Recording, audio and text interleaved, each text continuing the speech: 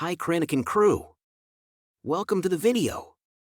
I just had to review Daniel Carrizala's last video on poor mental health in music composers. Being someone who has suffered from mental health issues as well as having a master's degree in music, this is an area that is close to my heart.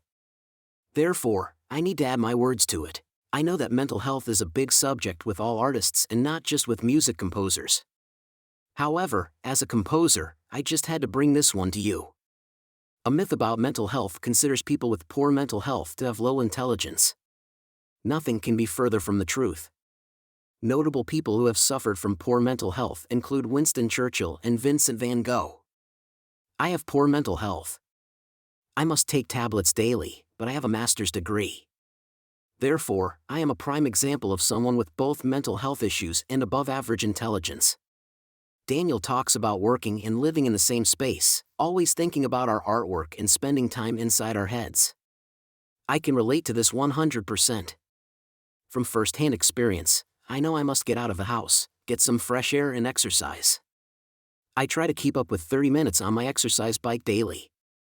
This will work to make me feel much better. Without exercise, I feel useless. As far as thinking in your own head goes, I am forever doing that as a blogger. I am always thinking, where can I improve? What can I do to improve my website, my music, my marketing process, etc., etc., etc.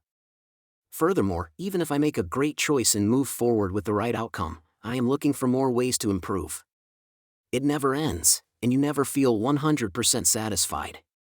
For instance, I get an average of 8,000 visitors to my site every month. However, now I think, how can I break the 10,000 visitor mark? Things look good, but you always want better. What I do know from personal experience is that God is there, and He is in complete control at all times. People who are either agnostic or atheist still believe there is a power in the universe.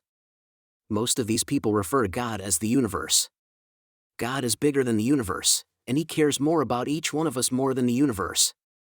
However, most people don't reciprocate. Sorry for all the God talk, but I think it's a good space for it. You can't compare yourself to other people. There are things I can do easily, but others can't. There are things I can't do at all, but others can with ease. For instance, I can't kick a ball and keep it in the air. I can kick a ball maybe once or twice in the air, but I am terrible when it comes to keeping it off the ground. As well as working with Kranikin.com, I also work with a company called UW, which offer utilities to British homeowners. I have a few customers and am one customer away from my next promotion.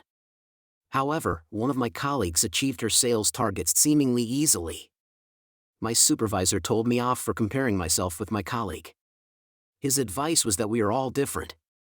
We all lead different lives and have different traits, qualities, and backgrounds. My colleague was in a much easier situation than I was to thrive. You have to get rid of your vices.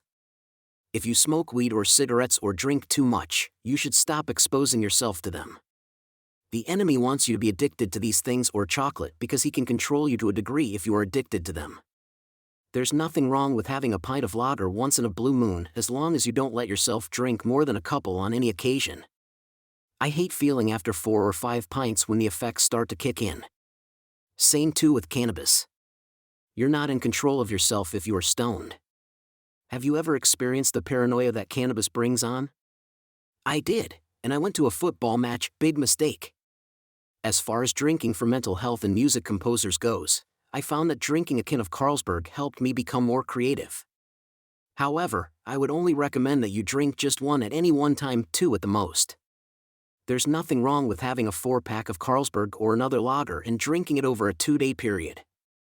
That is perfectly acceptable because if you only drink 2 of them each day, you won't be under the effects. Daniel's brand of stock music is all recorded using his own instruments. Therefore, he must be precise about his playing practice and his own performance when recording his music. He has found that he can't play an instrument when drunk or stoned. Therefore, Daniel can play better guitar or keys, etc. This is because his performance can be more precise, so it takes fewer recordings to get it just right. If you don't play an instrument, you can still make money by creating songs from loops, samples, MIDI files, etc. I have seen a significant connection between music composers and mental health who suffer from one illness or another. There appears to be a higher rate of artists who face mental health issues than non-artists. We take out our problems in our art, and the art is an excellent avenue for pent-up emotion. I am sure that if you were to ask Vincent van Gogh whether he thinks his illness disorder affected his skills, he would very likely tell you, yes, he does think that it has an effect. I believe my mental health issues have made me more artistic than if I had never experienced such issues. To sum it up, I believe my issues influenced my music. In my view, it is why I became an artist, and it is what has made my music successful. My music has helped me to secure my university scholarship. I have formed a great partnership with Everhold, who doesn't experience the same issues as far as I know. However, it cannot be unrecognized that there is a significant connection in the rates of artists who share mental health issues. Thank you for watching this video.